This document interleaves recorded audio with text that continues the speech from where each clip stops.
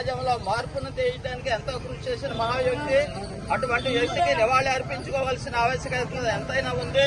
దీంట్లో భాగంగా మన గౌరవ శాసనసభ్యులు ముగ్గురు వెంకటేశ్వర గారిని గుర్రం జాషువా గారి విగ్రహానికి పూలమాలలు వేయవలసిందిగా కోరుతున్నాం.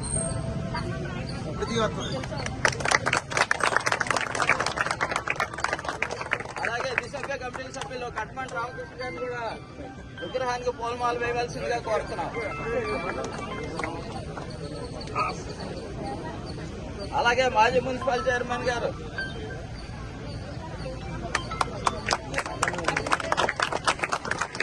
గవర్నమెంట్ సిన్ని గారు కూడా విగ్రహానికి పూలమాలలు వేయవలసిందిగా కోరుతున్నాం.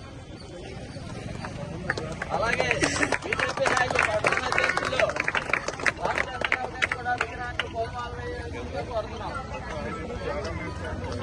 భగవంతుడి వినాయకులు అని చెప్పేసి దాంట్లో మహానుభావుడు రాయడం జరిగింది.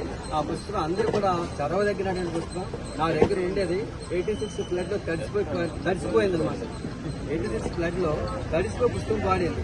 స్వయంగా వాళ్ళ కుటుంబ సభ్యులు ఇచ్చారు నాకు ఆ గబ్బిలో అనేటువంటి పుస్తకాన్ని. హైదరాబాద్ లో వెళ్ళినప్పుడు వాళ్ళ ఇంటికి వెళ్ళాను ఒకసారి. వెళ్ళినప్పుడు ఆ కుటుంబ సభ్యులు స్వయంగా నాకు ఆ గబ్బిలో అనేటువంటి పుస్తకాన్ని ఇవ్వడం జరిగింది అనమాట. అది చాలా మంచి పుస్తకం. అందరూ కూడా ఆనాటి సామాజిక స్థితులు ఎలాగున్నాయి, ఆయన మనోవేదన ఎలా ఉంది అనే దాంట్లో వ్యక్తపరిచారు. ఈ రోజు గుర్రం జాషువా గారి 129వ జయంతి సందర్భంగా ఇక్కడికి విచ్చేసినటువంటి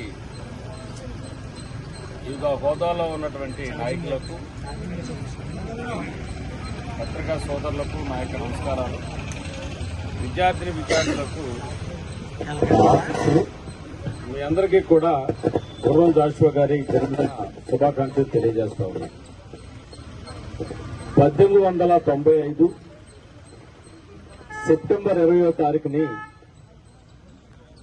వినుకొండ పరిసర ప్రాంతాల్లో జన్మించినటువంటి గుర్రం జాషువా గారు వారి యొక్క తల్లిదండ్రులు వేరు వేరు కులాల నుంచి పెళ్లి చేసుకుని ఈయనకి జన్మనివ్వడం జరిగింది.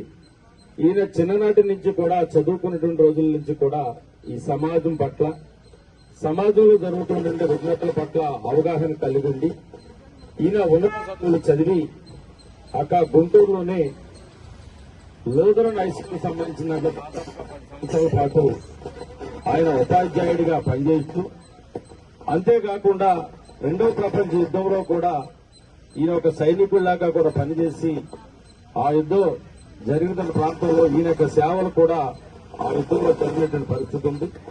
1964లో శాసన మండలి సభ్యులుగా కూడా ఎన్నికయి ఆయన ప్రజాప్రతినిధులు చేసేటువంటి ఆ యొక్క మేధావులు దాంట్లో ఈయన కూడా ప్రవేశించి ఈయన రాష్ట్రానికి చేసినటువంటి సేవలు కూడా మనమందరం కూడా మర్చిపోవటువంటిది. ఈయన ఒక మంచి కవి, అనేక పుస్తకాలు అనేక రచనలు రాసినటువంటి ఈయన 1941లో ఇంతకుముందు రామచంద్రరావు గారు చెప్పినటువంటి గబ్బిలం అనేటువంటి పుస్తకం రాసి దాని మూలంగా ఒక భారతదేశంలోని గబ్బిలైనటువంటి పుస్తకం రాసినటువంటి ఈయనకి అనేక ప్రశంసలు అందుకున్నాయి.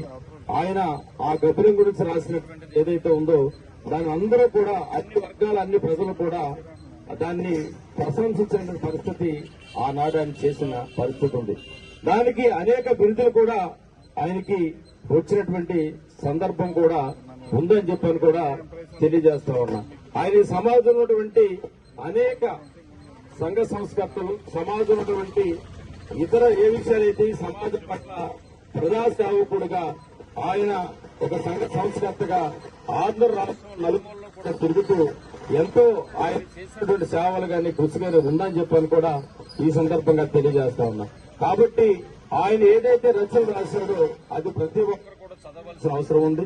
ఆయన చేసే సేవలు ఏవైతున్నాయో అవన్నీ కూడా మనమంతా కూడా ప్రజల్లోకి తీసుకెళ్లడమే కాకుండా ఒక పుట్టినరోజు, ఒక చనిపోయిన రోజు అనేటువంటిది కాకుండా ఇటువంటి ఒక సంఘ సంస్కర్తలు చేసినటువంటి వాళ్ళ యొక్క కృషిని గాని వాళ్ళ పుస్తకాల్లో గాని పబ్లిక్ లోకి తీసుకెళ్లడం, అదేవిధంగా గ్రంథాలయాల్లో పెట్టి విద్యార్థులు కూడా అవగాహన కల్పించడం, అదేవిధంగా పాఠ్యాంశాల్లో కూడా చేర్చి ఖచ్చితంగా దాని మీద తగు విధంగా కూడా చర్యలు తీసుకోవడం అవసరం అని చెప్పని కూడా ఈ సందర్భంగా తెలియజేసుకుంటూ, ఖచ్చితంగా ఆయన చేస్తున్నటువంటి సేవలకు అనుకూలంగానే గుంటూరులో 1971 జూలై 24వ తారీఖున కూడా ఆయన చనిపోవడం జరిగింది.